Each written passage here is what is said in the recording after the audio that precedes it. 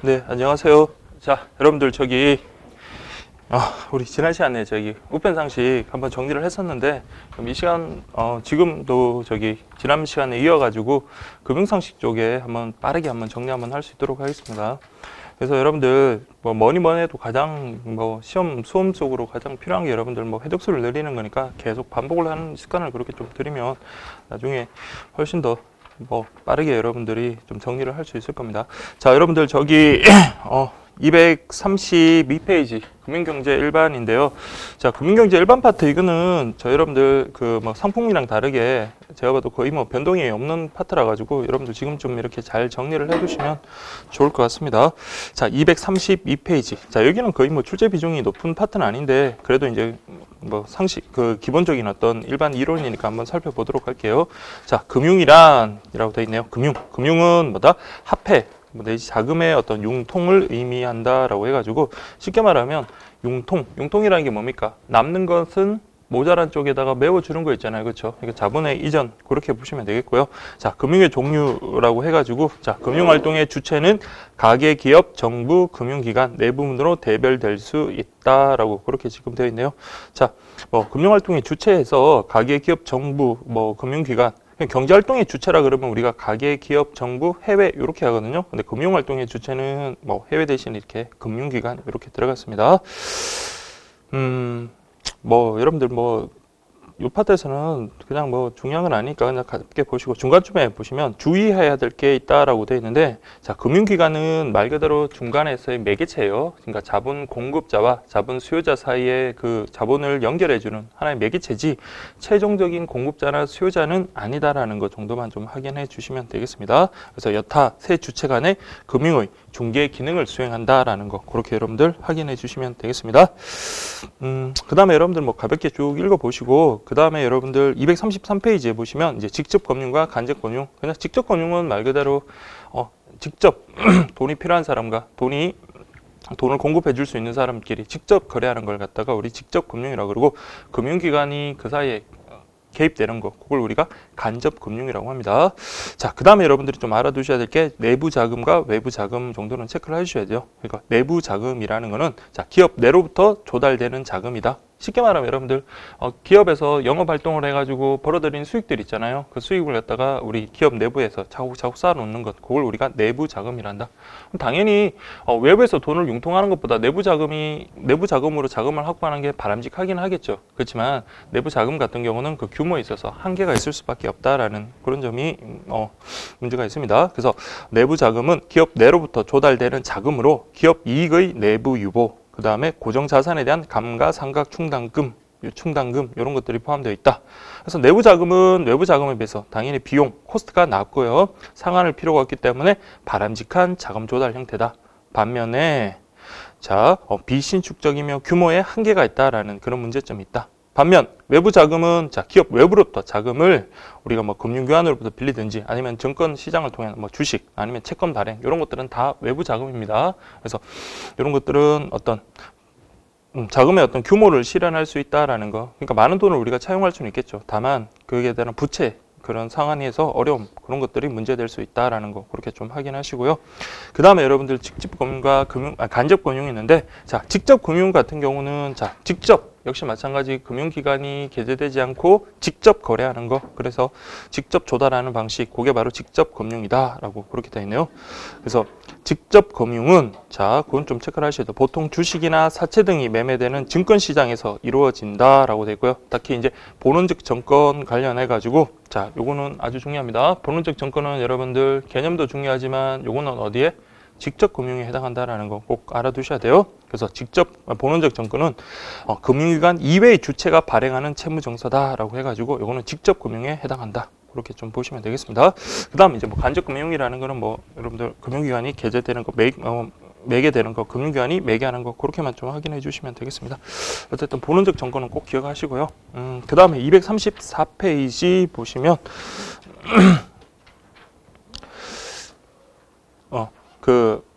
간접 금융과 관련해서 은행이 차입자인 기업으로부터 사채 매입하거나 대출하는 거. 그러니까 이런 것들 금융기관이 은행 같은 금융기관이 게재되는 거, 그게 바로 여러분들 간접금융이다. 이렇게 정리하시면 되겠죠. 그래서 여러분들 크게 어렵지 않습니다.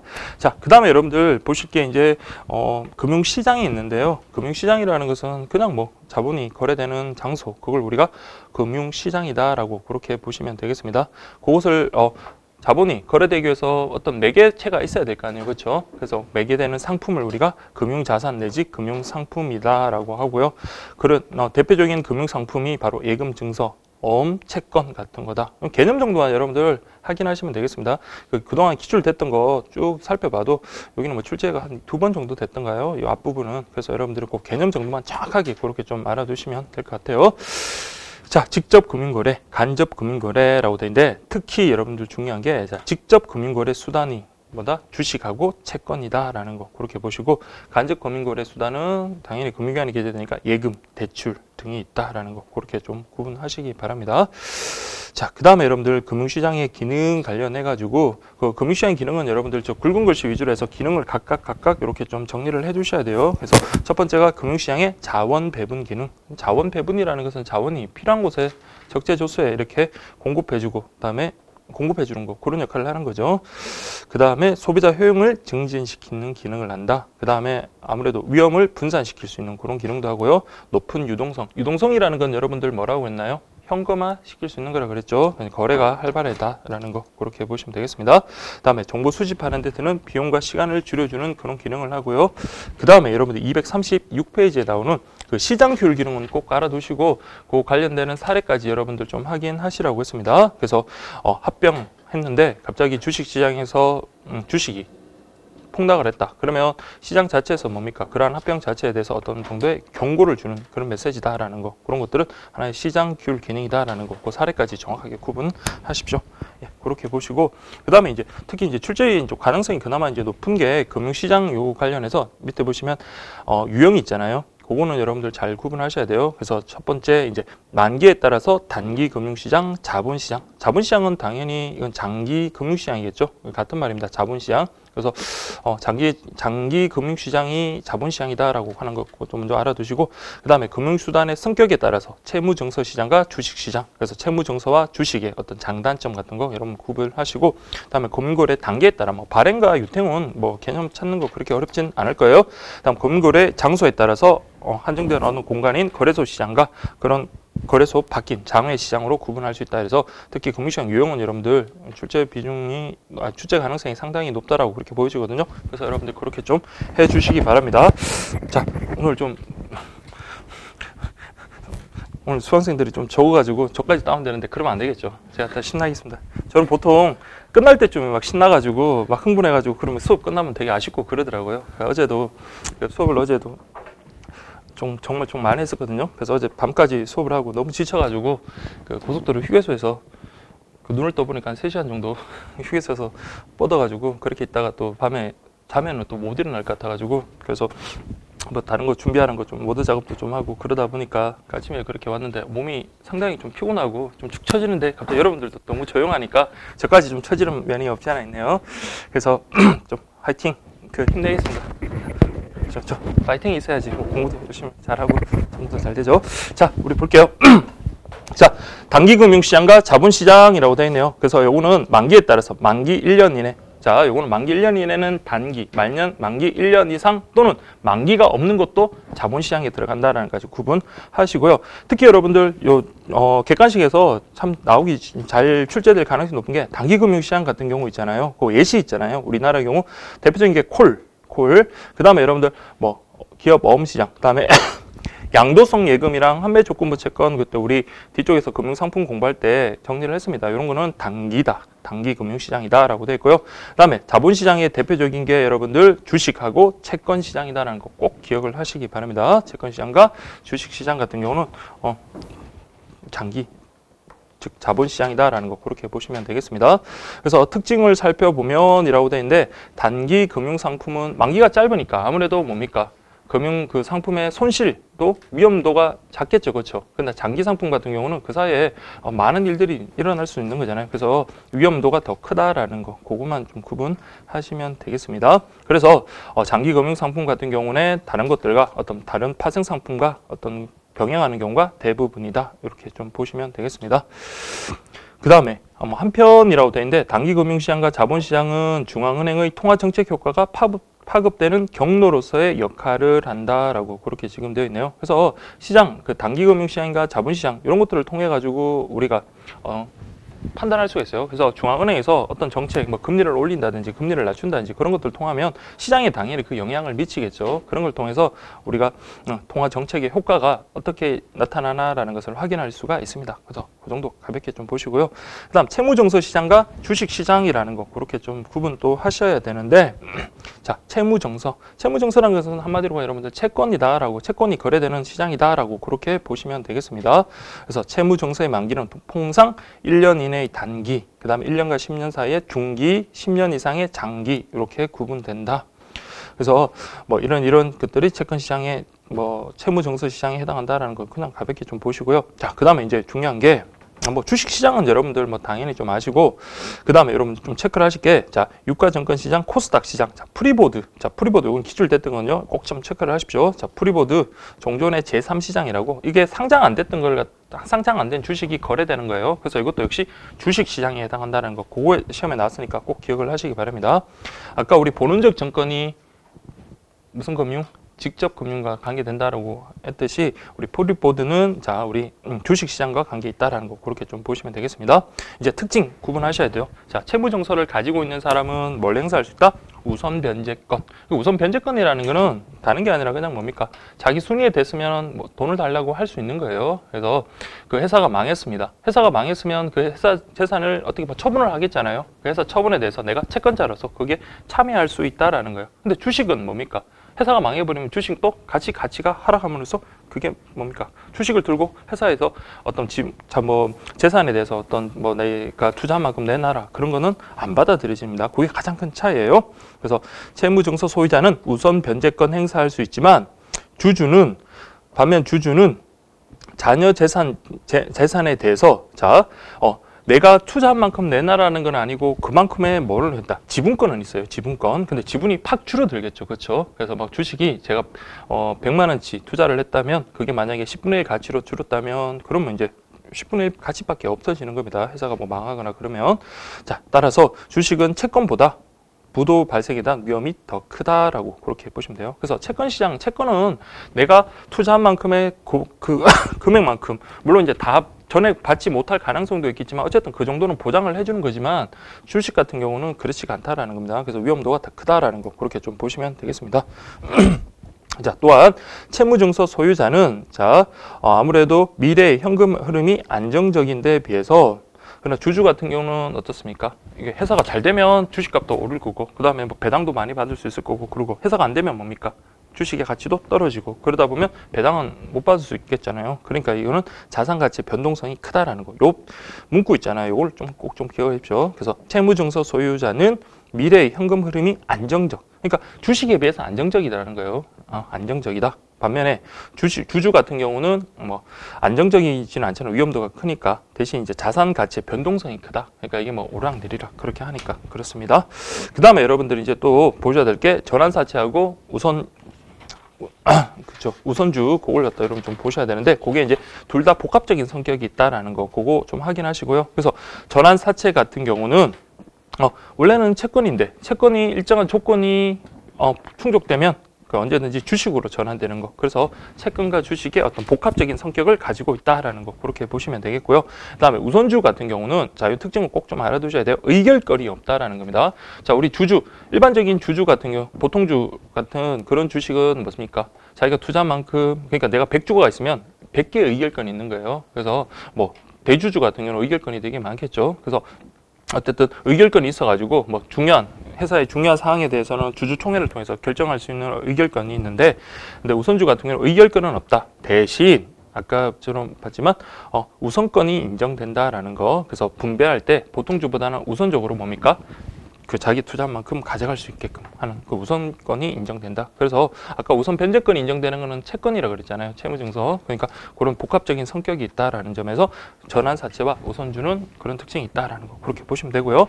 그다음 발행시장과 유통시장이라고 되어 있는데 이거는 그냥 가볍게 좀 보시면 되겠습니다. 그래서 발행 시장이 있어야지 어떤 신규로 발행을 할 거고, 그런 신규 발행되는 어떤 채권이라든지 주식 같은 게 이제 서로 사고 팔고 하면서 유통시장을 거쳐가지고 그게 이제 이동하겠죠. 그래서 여러분들 그 마지막에 그것만 좀 보시면 돼요. 유통시장은 투자자가 보유 중인 회사채나 주식을 쉽게 현금화할 수 있게 함으로써 당해 금융상품의 유동성을 높여준다. 그래서 유동성이란 말은 현금화라 그랬죠. 현금화를 쉽게 한다라는 거. 그래서 아울러 금융상품의 발행 가격을 결정하는 발행 시장에 영향을 미침으로써 자금 수요자의 자금 조달 비용에도 영향을 준다라는 거, 그렇게 좀 보시면 되겠습니다.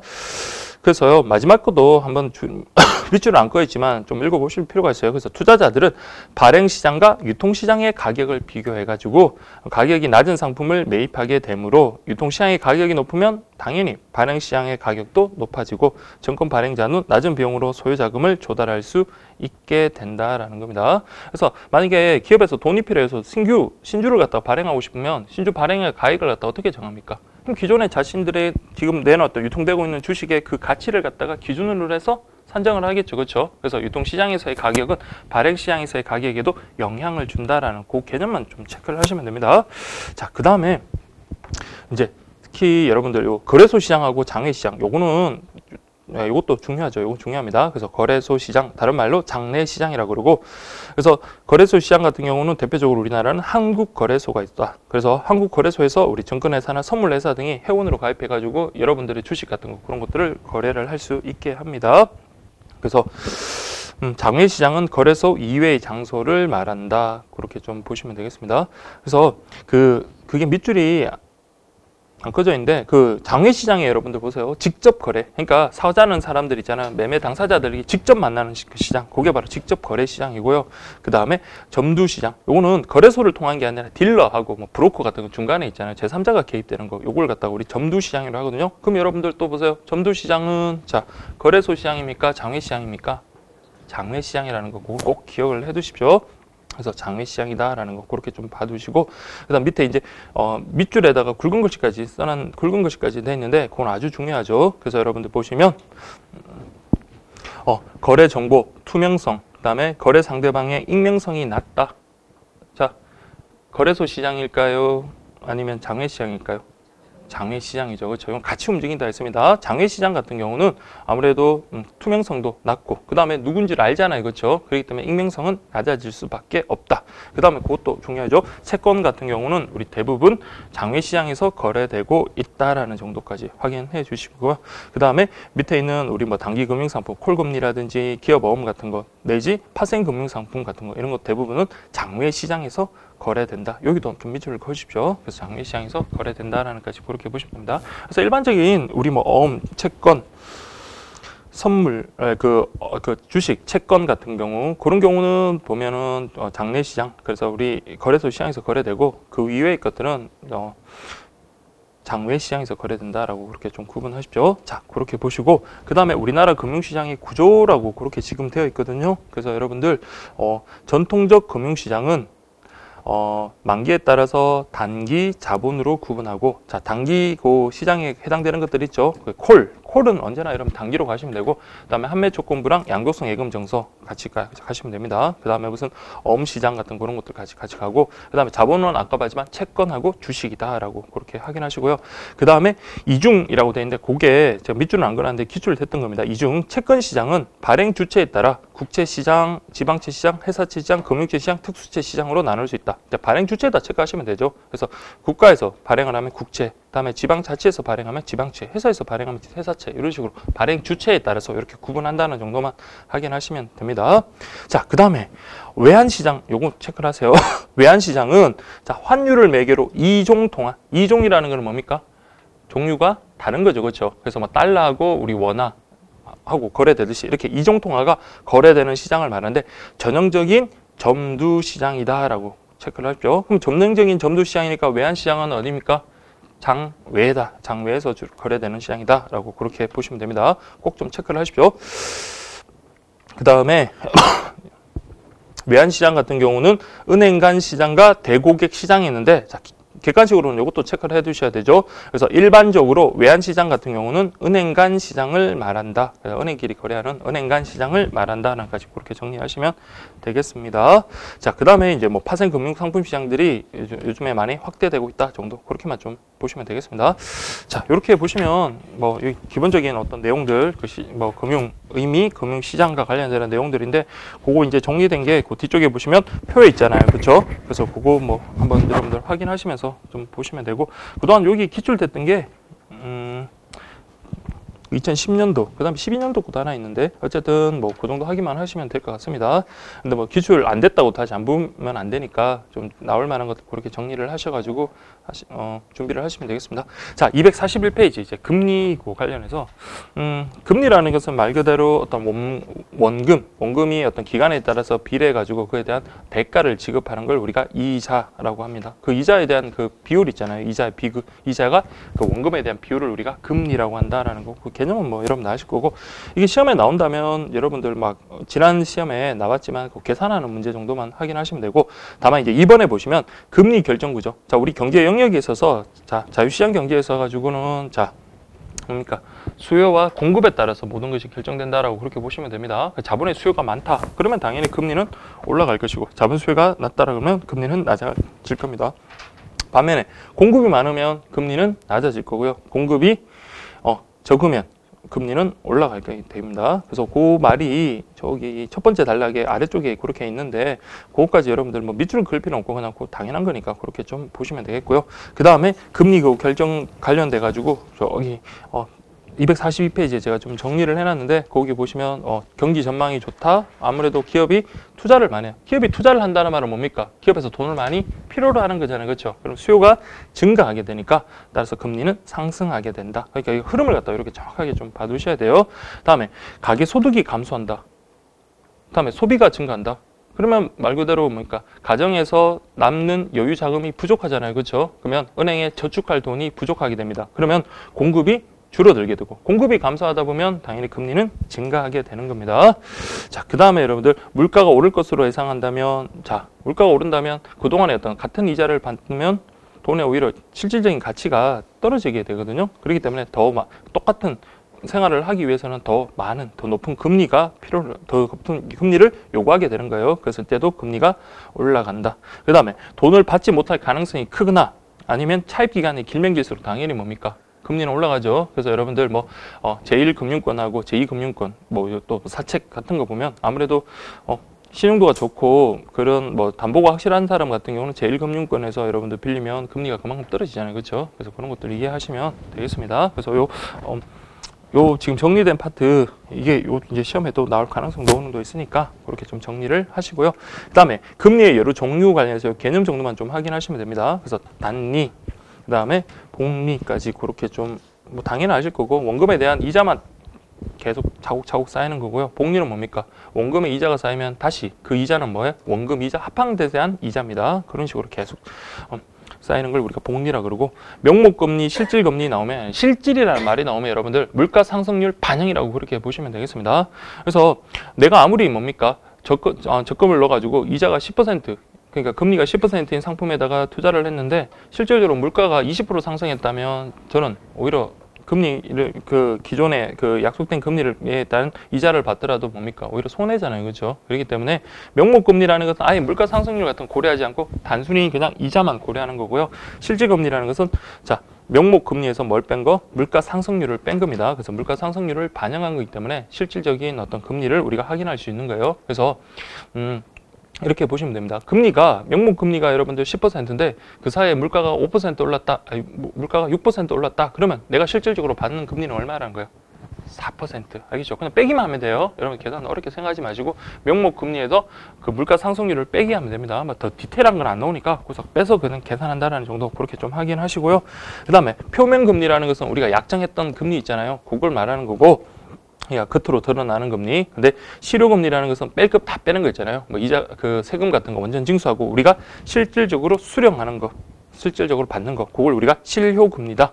그래서 뭐 잘 아시겠지만 그냥 그 실질하고 실효하고 이러면 헷갈리시면 안 됩니다. 실질 금리는 물가 상승률을 뺀 거, 그다음에 실효 금리는 우리가 실제로 지급받게 되는 거, 그렇게 구분하라고 했고요. 그 다음에 채권과 관련해 가지고 우리 수익률하고 할인율인데 같은 의미 아니라 그랬죠. 계산을 하실 수 있어야 돼요. 그래서 채권에 있어서 수익률하고 할인율은 계산 반드시 하실 수 있어야 된다고 엄청 강조드렸는데, 근데 뭐 지난 그 시험에 그 문제가 좀 어렵게 나와가지고 뭐 다시 출제되겠나라는 생각이 들어도 또 보면 기출 보면은 계속 나오잖아요. 그래서 여러분 좀 확인하시면 됩니다. 자, 그 다음에 243페이지 그 아래쪽에 보시면 자, 채권 수익률이라는 거는 자, 콜금리 여기 나오지만 아까 단기 시장이라 그랬고요. 채권 수익률이라는 것은 채권 가격의 변동과 오히려 반대 방향으로 움직인다. 그래서 오히려 채권 가격이 오르면은 뭡니까? 우리가 실제로 받아야 되는 돈하고의 그 갭이 작아지기 때문에 수익률은 떨어지게 되고, 반대로 채권 가격이 떨어지면 우리가 만기가 됐을 때 얻는 수령하는 금액하고의 갭이 커지잖아요. 그러면 이때는 채권 수익률은 올라가게 된다. 그렇게 보시면 됩니다. 아주 중요한 거예요. 근데 뭐 시험에 다 기출됐던 거니까 그렇게 좀 확인하시고요.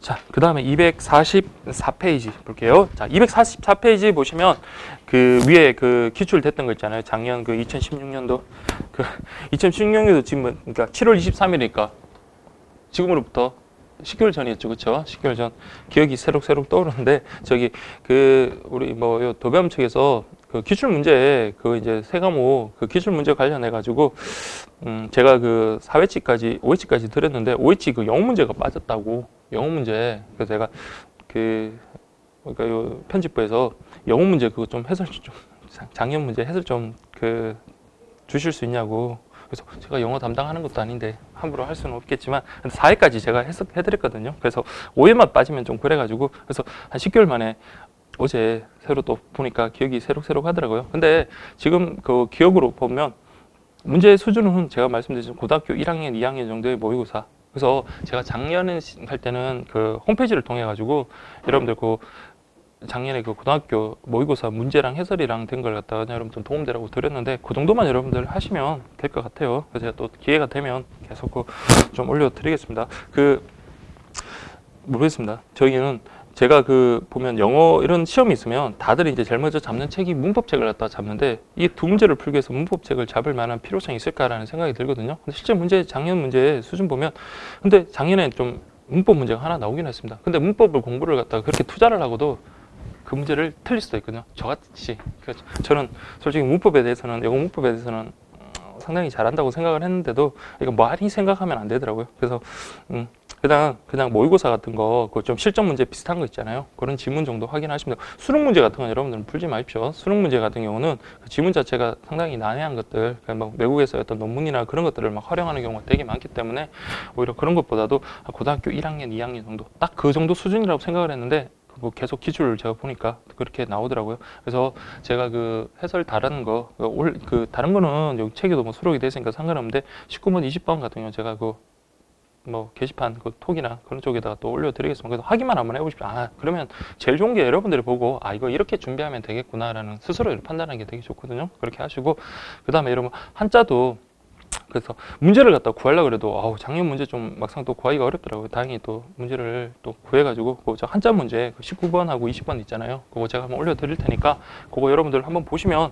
아 한자 공부 그러니까 막 한자책이 두꺼운 거 사가지고 뭐 천자문이어지 하늘천 따지 이게 외울려야 되는 그런 게 아니라 아 이게 작년에 보니까 이게 이렇게 출제됐구나. 좀 보시면 여러분들 방향이 좀 잡히잖아요. 그래서 이런 것들 뭐 은행 그러면 예금하면 이런 게 과연 한자가 어떻게 되는지 그런 것들 좀 이렇게 보시면은 그 아무래도 준비하는 게 도움이 되지 않을까 그렇게 생각이 됩니다. 그래서 그건 제가 좀 빠르실래 좀 올려드릴게요. 그래서 그렇게 하시고 여기 보시면 그 금융기관 자, 금융기관 해가지고 우리 6개로 우리 나눴죠. 자, 요거는 아직까지 출제가 안 됐는데 이제 출제 한번 될 때가 된 것 같아요. 그래서 출제가 안 됐는데 그래서 은행이라고 되어 있다. 은행은 우리가 아는 일반 은행하고 자, 어떤 특별법에 의해서 설립된 그 특수 은행이 있다라는 정도 그렇게 확인하시고요. 그래서 일반 은행은 우리가 아는 뭐 유명한 은행들 있잖아요. 뭐 신한은행, 국민은행 뭐 그런 것들이고, 자, 특수은행 같은 경우는 은행법이 아니라 그냥 어떤 그 은행을 위한 특별법이 있어요. 그러니까 특수한 목적을 위해서 우리가 만든 은행이기 때문에, 그래서 보면 한국산업은행, 수출입은행, 뭐 중소기업은행, 그다음에 농업협동조합, 수산업협동조합 이런 것들이 있다는 거 꼭 구분하십시오. 자, 근데 하는 일은 거의 같습니다. 그래서 거의 같다라는 거 그렇게 확인하시고요. 그 다음에 비은행 예금 취급 기간이라고 되어 있네요. 그래서 요거는 좀 보셔야 되죠. 그래서 은행과 유사한 수신 업무, 그러니까 돈을 갖다가 입금하고 대출하고 하는 그 여수신 업무를 하고 있지만, 그러나 일반 은행에 비해서 여러분들 제한적인 목적으로 설립됐다. 그리고 은행과는 다른 규제를 받는 금융기관이다라고 그렇게 되어 있네요. 그래서 가장 큰 차이가 뭐냐, 지급 결제 기능이라는 게 전혀 제공되지 못하거나 제한적으로만 제공될 수 있다 해서, 그 예시 있잖아요. 예시는 뭐 우리가 아는 뭐 신용협동조합, 그 다음에 새마을금고, 그 다음에 뭐 그런 것들이 있고, 종합금융회사 그런 것들이 있고, 이제 우체국이 여기에 해당된다는 거, 그게 이제 가장 핵심이다라고 그랬죠. 그 다음에 보험회사라는 건 여러분 잘 압니다. 그래서 보험회사는 뭐 종류는 여러분 잘 알게요. 생명보험, 손해보험. 근데 우체국하고 공제기간 정도는 확인하시라 그랬죠. 우체국과 공제기관도 보험회사에 속한다. 그 다음에 수출보험이니까 그렇게 됐잖아요. 그래서 여러분들 확인하시면 되고요. 그 다음에 뭐 손해보험회사에는 일반적인 손해보험회사 외에 재보험회사, 그 재보험이라는 건 뭐냐면 보험회사의 돈을 갖다가 지급을 보정하는 걸 갖다 우리 재보험입니다. 보험의 보험이라고 보시면 돼요.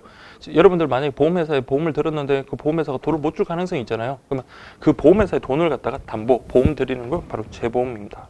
그게 보증보험이랑 비슷한 의미라고 그렇게 보시면 돼요. 그래서 보험 들은 거, 그래서 재보험이다, 보증보험 이런 식으로 좀 확인하시고요. 그다음에 증권 관련 기관 해가지고 뭐 당연히 증권 관련된 업무를 할 거고, 거기에는 증권, 자산 운영, 선물, 증권 금융, 투자 자문. 그래서 보시면 자산, 선물, 증권, 투자 자문 뭐 이런 것들은 증권 관련 기관이구나. 뭐 그렇게 어렵진 않을 겁니다. 근데 여러분들 이제 보시면 좀 제일 헷갈리는 것 중에 하나가 이제 기타 금융기관이라고 되어 있는데, 그냥 이거는 기타예요. 여기 네 가지 분류에 속하지 않는 것들, 그런 것들 쭉 모아놓은 거예요. 그래서 리스, 할부금융, 뭐 캐피탈, 뭐 신탁회사 이런 것들인데, 그냥 그 정도만 좀 체크를 하십시오. 리스, 할부금융, 뭐 신용카드 뭐 이런 것들, 그래서 이런 기타 금융. 그래서 시험에 나온 다음에 여러분들 5번하고 6번을 갖다가 좀 섞어서 많이 내겠죠. 그래서 6번은 여러분들 소위 말하는, 제가 우리 젊은 친구들이 이제 제일 들어가고 싶어하는 신의 직장이라고 그랬습니다. 공기업 관련되는 거다. 그러니까 직접 금융에 참여하는 건 아니지만 여건을 제공하는 거, 관리 감독 받는 기관이다, 여건 제공한다, 그렇게 보시면 되겠습니다. 그래서 우리가 아는 금감원, 그 다음에 예금보험공사, 금융결제원, 그런 것들도 있고요. 신용보증기관, 신용평가회사, 자산관리공사, 주택금융공사, 거래소, 자금중개사 등이 있다. 정말 어렵게 낸다면 제가 말씀드린 5번하고 6번을 갖다 지그시 살찌푸시 섞어가지고 뭐 그렇게 들어가면서 뭐 요즘 다른 공무원 시험 문제 출제 경향이 그렇거든요. 그냥 단순히 한두 개 이렇게 예시를 드는 게 아니라 예시 한 4-5개 넣으면서 4개는 맞는데 1개를 살포시 다른 걸 집어넣어버려요. 그러면서 우리 수험생들한테 틀리게끔 그런 식으로 하니까 5번, 6번은 좀 정확하게 구분하시기 바랍니다. 뭐 나머지 것들은 구분하는 게 어렵지 않으니까 뭐 이런 잘 하실 거라고 믿고요. 그 다음에 자, 여러분들 보시면 그 246페이지 우체국 예금 관련해서 연역. 자, 우리 보험의 연역이 지난 시험에 나왔으니까 우체국 예금의 연역은 제가 그때 지난데 기본 강의 시간 때도 말씀드렸지만 한번 좀 확인할 필요가 있다 했습니다. 그래서 우체국 예금 업무는 자, 우편 저금 실시 후 최신 업무의 부대 업무로 운영됐다라는 거 꼭 좀 기억하시라 했죠. 최신 업무가 주가 됐고 예금 업무는 부대 업무다라는 거 확인하시고, 그 다음에 뭐 연도까지 또 봐야 되는지 모르겠지만 지난번에 그렇게 나왔으니까 77년 3월에 농업협동조합으로 이관되었다가, 자, 농협으로 우체국 예금이 이관되었다가 다시 1982년도에 이제 이런 관련 법에 따라서 재개되었다. 그래서 83년도에 재개, 82년도에 법을 만들고 83년도에 재개되었다. 순서 정도만 확인하시면 될 것 같아요. 자, 그 다음에 90년에 뭐 전국 온라인망이 구축되고, 그 다음에 발전하다가 지금은 정보통신부, 현 미래창조과학부 산하의 우정사업본부를 설치하여 이런 우정사업을 총괄하게 됐다. 그럼 여러분들이 이제 합격하시면 미래창조과학부 이쪽 소속이 되겠죠. 넓은 의미로는 미래창조과학부 소속 이렇게 보면 되겠습니다. 자, 그 다음에 이제 업무 내용과 관련해 가지고 자, 요거는 그 제가 뒤에 법령을 보면 법령의 그 법이든 명령이든 규칙이든 보면 이거 조문이 되게 많더라고요. 그래서 지금 굵은 글씨로 제가 그것 때문에 해놓은 겁니다. 보시면 자, 우체국 예금은 이렇게 구분하는데 자, 요 체크를 할게요. 구체적인 종류 및 가입 대상 금리. 그냥 다른 거 생각하지 말고 그냥 우체국 금리는 누가 정한다? 우정사업본부장 안에요. 미래창조과학부 장관이 정하도록 하고 있다. 자, 이런 거 우리가 이걸 왜 준비하냐 이런 생각이 들 수도 있지만 그동안의 기출 같은 경우에 계속 이런 식으로 문제가 나왔으니까 우리도 또 대비를 해야죠. 그래서 우체국 예금, 상품, 금리 이런 것들은 미래창조과학부 장관이 정한다라고 그렇게 꼭 기억을 하십시오. 그 다음에 원금만 국가가 보장하는 게 아니라 이자까지 원금, 이자 전액을 국가가 지급을 보장한다. 그래서 안전하죠. 그 다음에 우편한, 우편대체. 요즘 이거 거의 쓸 일은 없지만 그래도 그 개념 정도 좀 확인해 주시면 됩니다. 우편함이라는 것은 송금 수단으로 사용되는 거다. 그렇게 보시고 우편대체라는 것은 우편 그 대체 계좌를 통해서 자금 결제를 할 수 있는 거다. 그렇게 정도만 확인하시면 되겠습니다. 그 다음에 3번에 우체국 금융의 특이사항 굵은 글씨 위주로만 보시면 돼요. 그래서 금융 소외 지역에 대한 보편적 금융 서비스 제공. 그러니까 영리만을 추구하는 그런 민간 기업이 아니잖아요. 그래서 이런 것들을 해야 되고 그 다음에 2번 그렇다고 너무 민간 금융기관과 뒤처지면 안 되잖아요. 불편을 초래하면 안 되니까 업무 지혜를 통한 금융 서비스의 격차를 해소하고 그 다음에 국영금융기관에서 공적 역할을 수행해라라는 게 바로 수행한다라는 게 우체국 금융의 특이사항이다. 그렇게 좀 보시면 되겠습니다. 자, 그 다음에 여러분들 예금 업무 일반 사항 한번 볼게요. 자, 예금 계약의 법적 성질 그것과 관련해 가지고 자, 특히 이게 소비 임치 계약이라고 있습니다. 그래서 꼭 암기를 하셔야 되죠. 그래서 어설프게 막 소비 대차 아니면 사용 대차 이런 식으로 여러분들 막 출제자가 들어가서 내더라도 여러분들 속으면 안 됩니다. 엄연히 다른 거예요. 엄연히 다른 거다. 그래서 대차란 말이 붙었다고 그냥 사용 대차, 아니 소비란 말이 붙었다고 소비 임치, 소비 대차. 실제로 소비 대차란 말로 시험에 나왔던 것 같은데 어쨌든 소비 임치 계약이다라는 거 그렇게 보시면 돼요. 그래서 소비 임치라는 건 뭐였습니까? 개념을 좀 알아두셔야 되죠. 우리가 은행에다가 우리의 돈을 적금하면 그 돈의 소유권은 누구한테? 맡긴 게 그러니까 그 보관을 갖다가 우리 시킨 게 아니라 뭡니까? 보관은 말 그대로 했다가 우리가 그 돈을 그대로 우리가 줬던 1년번호 똑같은 번호를 그대로 가져오는 거지만 이거는 뭡니까? 돈이 은행에다가 예금을 하면 그 돈의 소유권은 누구한테 기속되는 거예요? 은행에 기속되는 거예요. 은행에 기속되기 때문에 소비라는 말을 써요. 그래서 기속되고 그 다음에 임치라는 것은 같은 보관이라는 그런 개념이긴 한데 은행에서 그러니까 그 우리가 준 돈을 은행은 마음대로 운영할 수가 있는 겁니다. 우리가 준 돈을 직원들 월급을 주든지 아니면 그 대출을 하든지 어떻게든 간에 그걸 자기들이 알아서 돈을 운영하고 우리가 이제 필요할 때 돈을 그래서 동종, 동질, 동량의 어떤 그 돈으로 주면 되는 거잖아요. 그래서 그렇게 그게 바로 여러분 소비 임치 계약이다라는 거 그렇게 좀 보시면 됩니다. 그 다음에 당좌 예금은 자 위임 계약과 소비 임치 계약이 혼합된 계약이다라는 거. 그래서 여기는 특히나 선관 주요 의무가 가중된다라는 거 이제 뒤쪽에 나오고요. 그다음에 요물 계약성이라고 되어 있는데 자 이거는 이번에 삭제됐는데 제가 참조하라고 그냥 넣어놓은 거라 했습니다. 그래서 어쨌든 그거 확인하시고 그다음에 상사 계약. 자 여러분들 보험 계약하고 예금 계약. 그러니까 여러분들이 그 단원 공부할 때는 잘 알지만 이게 섞여버리면 헷갈린다 그랬죠. 그래서 상사 계약이라든지 그다음에 부합 계약이라든지 이런 것들은 보험 계약하고 같은 거죠. 그래서 왜냐하면 은행도 상인이고 상인이라는 것은 영업을 영위하는 그냥 영업을 영위하는 기업이다 생각하십시오. 보험회사도 마찬가지고 그래서 이거는 상사 계약입니다. 그래서 상사 계약이란 말은 거래 신속성을 강조하거든요. 그러다 보니까 채권의 어떤 소멸시효 자체가 5년입니다. 그래서 우리가 그 돈 받을 돈 일반적인 채권 같은 경우는 10년 민사의 어떤 채권의 소멸시효는 10년인데 반해서 상사 계약 같은 경우는 5년이다라는 것. 또 그리고 이제 선량한 관리자의 주요 의무. 그래서 우리가 어떤 거래를 함에 있어서 상대방이 선량한 관리자의 주요 의무. 그러니까 주요 의무가 더 높아지는 거예요. 관리 잘하라는 겁니다. 그래서 그로 인해서 우리가 어떤 손해를 받거나 하면 손해배상을 청구할 수가 있게 되는 거예요. 그다음에 부합 계약이라는 것은 약관을 통한 그 계약이다 그랬죠. 그래서 예금이라든지 보험 같은 경우 일일이 한 사람 만날 때마다 계약서 쓰고 이렇게 할 수는 없는 거잖아요. 그렇죠? 그렇기 때문에 미리 딱 정형화된 미리 이제 부동문자로 딱 찍힌 그 약관을 통해서 거래하는 거. 그게 여러분들 부합 계약이다. 그렇게 좀 보시면 되고요. 그다음 2번 보시면 각종 예금 계약의 법적 구조라고 되어 있는데 자, 보통 예금, 저축 예금. 자, 둘 다 이건 뭡니까? 입출금이 자유로운 예금이었죠. 그래서 우리가 옛날에 그 였잖아요. 6개 해가지고 순서가 보통, 저축 이런 식으로 갔었습니다. 그렇죠. 보통하고 저축하고 여러분 차이점은 뭐라 했습니까? 보통은 가입 대상이 가장 큰 차이라 했죠. 누구나 가입할 수 있는 반면 저축예금은 실명의 개인, 그렇죠. 그리고 뭐 이자 같은 경우 통상 2회, 4회 뭐 그런 거는 뭐 큰 의미는 없겠지만 어쨌든 그 차이가 있다라고 했습니다.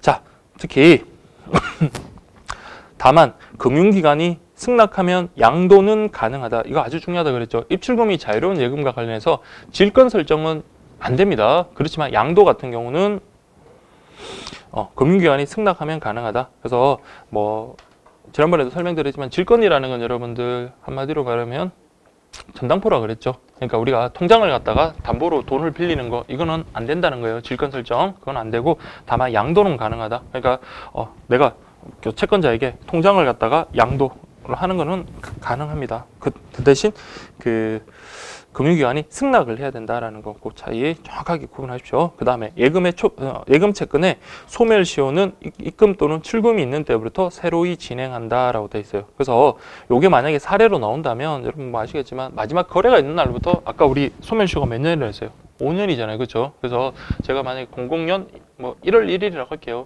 뭐 1월 1일 날이 마지막 거래다. 그러면은 05년 12월 31일 그때까지가 이제 우리가 그 안에 이제 한 번 더 뭐 출금을 하든지 청구를 해야지 한 6년, 7년이 지나가지고 내 통장에 돈이 있으니까 다 주세요라고 하는 예금 채권은 소멸되는 겁니다. 그래서 5년이라는 거 입금 또는 출금이 있는 때부터 새로이 진행한다. 그래서 만약에 3년이 지났다. 예. 자, 보면 마지막 거래한 게 00년 1월 1일이고 그 다음 거래가 03년 1월 뭐 5일이다. 그러면 요때부터 다시 뭡니까? 5년이 또 진행해요. 5년. 그러면 요때부터 5년인 08년 1월 4일까지 이렇게 1월 4일이 아니라 1월 5일이겠죠. 1월 5일부터 여기까지 또 청구를 해야지. 이거 지나버리면 이때부터는 뭡니까? 채권이 소멸한다는 거. 새로 진행한다는 말, 그 말이에요. 그 다음 정기예금이라는 것은 우리 목돈을 갖다 예치해 놓는 거다라고 돼 있고 여기서 중요한 거는 기한이익이 금융기관에 있다. 그래서 따라서 예금주는 원칙적으로 만기 전엔 예금의 반환을 청구할 수 없다. 요 표현이 있잖아요. 이게 여러분들 이제 상식하고 조금 다르다고 생각되기 때문에 제가 출제를 하면 이걸 꼭 내고 싶습니다. 그래서 정기예금 같은 경우 예금주는 원칙적으로 만기일 전에 예금의 반환을 청구할 수 있다라고 그렇게 할 겁니다. 있다가 아니라 없다라는 거. 왜냐하면 기한의 이익은 금융기관에 있기 때문에 그렇습니다. 근데 금융기관이 다 이렇게 좀 털어주죠. 다만 이제 뭐 금리라든지 그런 약정된 금리보다는 좀 불이익을 주면서 주기는 하겠지만 어쨌든 원칙은 자 반환 청구할 수 없다라는 표현이 맞는 거예요. 자 그렇게 보시면 됩니다. 그다음에 별단 예금이라는 것은 그 처리가 곤란한 일시적인 보강금을 처리하기 위한 거다. 그렇게 보시고 그다음 정기적금, 상호부금. 정기적금하고 상호부금의 가장 큰 차이는 자 우리 월부금 납입할 의무가 정기적금은 없고요. 상호부금 같은 경우는 쌍무계약, 그러니까 은행하고 우리 은행 고객하고 서로 당사자의 어떤 의무가 쌍방이 의무를 지는 거기 때문에 월부금 납부 의무가 있는 거예요. 그래서 그 250페이지에 그 제가 굵은 글씨에다가 CF까지 그렇게 넣어놨는데 그 두 개 꼭 좀 비교를 해주시고 그다음에 우리 아까 당좌예금 같은 경우는 자 그 혼합계약이라 했잖아요. 그래서 위임계약과 금전소비임치계약의 혼합계약이다. 그래서 특히나 선량한 관리자의 주의 의무 진다라는 거 그렇게 좀 확인하시면 되겠습니다. 자 이렇게 보시고 그 다음에 자 예금 계약 성립까지 한번 볼게요.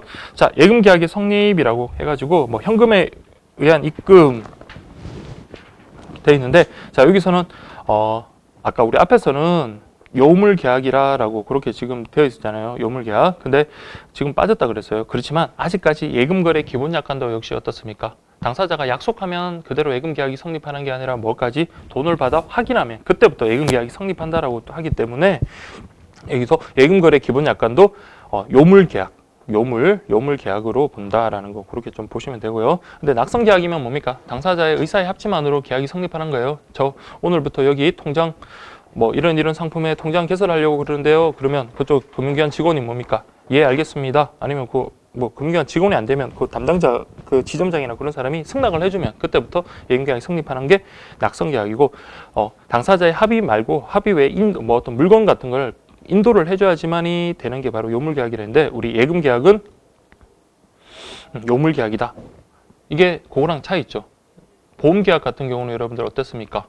낙성계약이라고 했어요. 보험계약은 선생님 보험계약에서도 제 1회차 보험료를 납부해야지 성립하는 거 아닙니까? 이런 의문 가지면 안 되죠, 그렇죠? 그러니까 1회 보험료를 갖다가 납부하는 것은 보험계약 성립하고는 상관없고 그 뭡니까? 보험자의 책임 기간이 개시되는 게 1회 보험료를 납부받은 때부터라고 그렇게 했습니다. 당사자의 의사의 합치만으로 보험계약은 성립합니다. 그래서 예금계약과 보험계약 그 두 개 차이 꼭 좀 기억을 해두십시오. 그 다음에 점액수금 같은 경우는 여러분들 좀 잘 알아두셔야 되죠. 그래서 일반적인 직원이 우리 어떤 가게에서 장사를 하시는 그 김 사장님 위해서 가게까지 가가지고 직접 돈을 수령하더라도 예금계약이 성립하는 것은 아닙니다. 그래서 그 돈을 가지고 은행에 와서 돈을 갖다가 수납장부에다 딱 기재할 때 그때 이제 성립하는 거다. 다만 지점장이나 아니면 우체국장 같은 그런 권한 있는 사람 또는 이제 대리권을 수여받은 자 등은 뭡니까? 금전을 수령하고 이를 확인하는 그 밖에서도 바로 즉시 예금계약이 성립한다라는 거 기억을 하셔야 되겠죠. 그래서 차이가 있다 그랬죠. 그래서 여러분들 그 사례는 뭐 나중에 문제를 통해서 확인하시면 되고, 그 다음에 ATM에 의한 입금 같은 경우는 우리 확인 버튼을 누른 때라고 보는 게 우리 학자들의 대다수 견해입니다. 통설이다. 그렇게 보시면 되고요. 그 다음에 증권료에 의한 입금 같은 경우 특히 타점권 입금과 관련해 가지고 자 추심위임설, 양도설이 있습니다. 추심위임설을 다른 말로 정지조건설이라고 하고 그 다음에 양도설을 다른 말로 해제조건설이라고 그렇게 표현을 합니다. 정지조건설, 해제조건설이라는 거는 우리 조건과 관련해 가지고 우리 일반 법리에서 일반적으로 통용되는 그런 표현이거든요. 근데 시험에는 그런 표현은 안 나오는데 정지조건설이라는 건 뭡니까? 조건이 충족되면 그때부터 효력이 발생하는 거고, 해제조건설, 여기는 양도설인데 양도설은 뭡니까? 일단 효력 발생을 시킵니다. 그러니까 계약은 성립하는 걸로 하되 다만 그 조건이 충족되지 않으면 앞으로 소급해가지고 계약이 성립되지 않은 걸로 보는 거예요. 그래서 예금거래 기본약관 같은 경우는 자 보세요. 뭐로 되어 있냐면 증권으로 입금했을 때 그러니까 다른 은행이 증권이에요. 다른 은행 발행하였던 증권으로 입금했을 때 은행이 그 증권을 교환해 돌려 부도 반환 시한이 지나고 결제를 확인했을 때, 그러니까 부도 반환 시한이 지났다라는 것은 이제 그게 부도가 될 가능성이 없어지는 조건을 충족한 거잖아요. 그죠? 그런 조건을 딱 충족했을 때 나중에 예금계약이 성립한다 이 말입니다. 근데 위에 보시면 양도설은 뭐라고 되어 있나요? 타점권의 입금과 동시에 예금계약이 성립한다. 그러니까 다른 은행에서 발행하는 그 증권을 갖다가 받자마자 예금계약은 성립한다. 다만 뭐 하는 경우 그 증권이 부도 반환되면 소급해서, 즉 예금계약이 성립했던 걸로 앞으로 소급해서 그 계약은 해제되는 걸로 본다라는 그겁니다. 그 개념만 여러분들 좀 확인을 해주시고, 우리 예금거래 기본약관은 자 무슨 설이다? 주심위임설이다라는 거 그렇게 좀 보시면 되겠습니다. 그 다음 자금권 입금 같은 경우는 별 문제가 없겠죠. 그래서 입금 처리하면 바로 그 은행에서 바로 자기 은행에서 발행한 거기 때문에 별 문제가 없습니다. 그래서 예금거래 기본약관도 개설점에서 지급해야 될 증권은 그날 안에 결제를 확인했을 때 예금이 그냥 된다라고 그렇게 규정이 되고 있다. 근데 자점 발행 자기압 수표 같은 경우는 특히나 이거는 뭡니까? 현금하고 같죠. 그러니까 이거는 즉시라는 그 표현만 좀 기억하시면 됩니다. 다만 자점 발행의 자기압 수표는 즉시 예금계약이 성립한다라는 것까지 그렇게 좀 구분하시고요. 그다음에 계좌 송금까지 좀 확인할게요. 계좌 송금 같은 경우는 현금에 의한 경우는 예금 원장의 입금 기장을 마친 때, 그러니까 예금 기장 그리고 증권료 같은 경우는 아까 우리 앞에랑 똑같은 그런 방식으로 그렇게 한다라는 거 그렇게 확인하시면 되겠습니다. 네, 이렇게 하고 좀 쉬었다가 여러분들 예금거래 기본약관 넘어갈게요.